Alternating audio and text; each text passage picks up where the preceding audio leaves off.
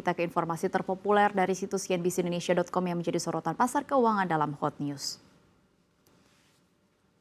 Pemirsa, kita ke informasi yang pertama, di mana FBI pada hari Kamis merilis 2 foto orang yang dicurigai dalam penembakan aktivis politik konservatif Amerika Serikat, Charlie Kirk, di mana FBI mengumumkan ada hadiah $100.000 Amerika Serikat atau setara 1,6 miliar rupiah bagi yang menangkapnya.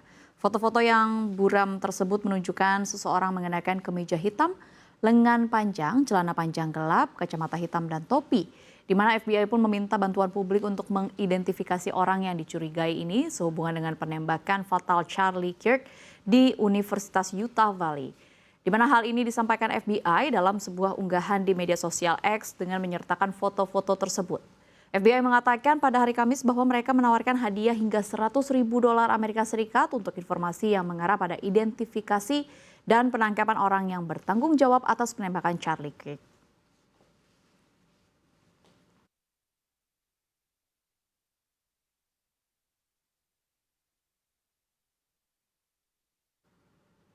Informasi selanjutnya, demonstrasi berujung kerusuhan terjadi di Nepal, di mana salah satunya akibat Nepo Baby dan Nepo Kids asal negeri tersebut. Sebutan Nepo Baby awalnya digunakan untuk menyindir anak-anak dari aktor atau musisi terkenal yang karirnya melesat berkat koneksi orang tua mereka. Salah satunya adalah Saugat Thapa yang merupakan putra Menteri Hukum Nepal Bindu Kumar Thapa.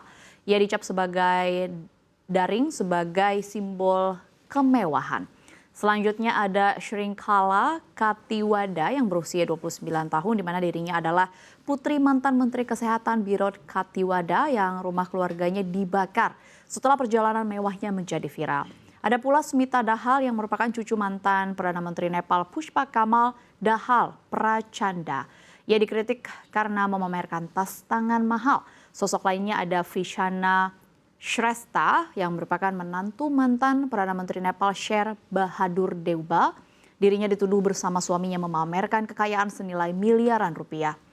Gaya mewah para Nepo Baby memicu demonstrasi berujung kerusuhan yang terjadi di Nepal, di mana generasi Z Nepal menuntut akuntabilitas dan investigasi yang adil atas korupsi di negara mereka, terutama gaya hidup mewah semua anak politisi yang diduga bermain kotor.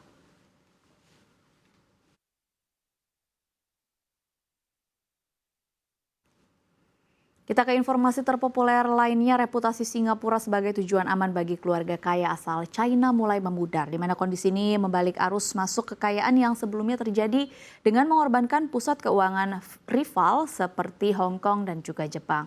Daya tarik Singapura bagi orang kaya China telah melonjak sejak tahun 2019 saat Hong Kong diguncang gelombang protes pro-demokrasi. Ketegangan ini diperburuk oleh pengetatan Beijing dengan penerapan Undang-Undang Keamanan Nasional setahun berikutnya yang mendorong banyak keluarga China mencari jarak dari pengaruh politik pusat.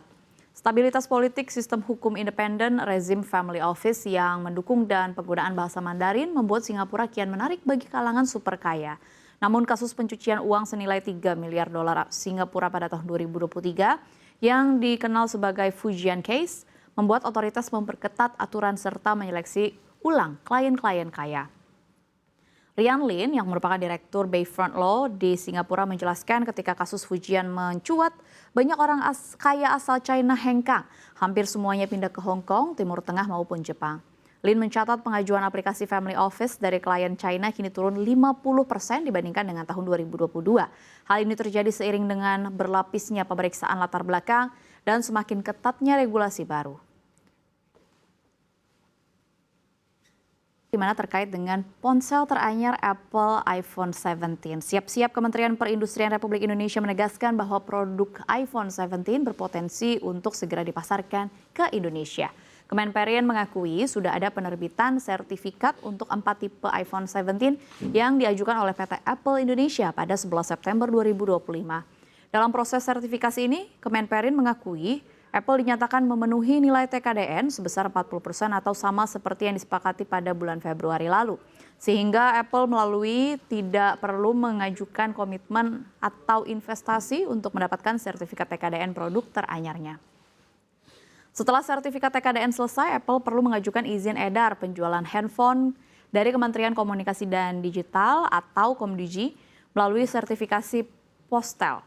Proses ini akan memakan waktu sekitar 2 pekan, sehingga kemungkinan iPhone 17 mulai masuk ke Indonesia pada bulan Oktober 2025.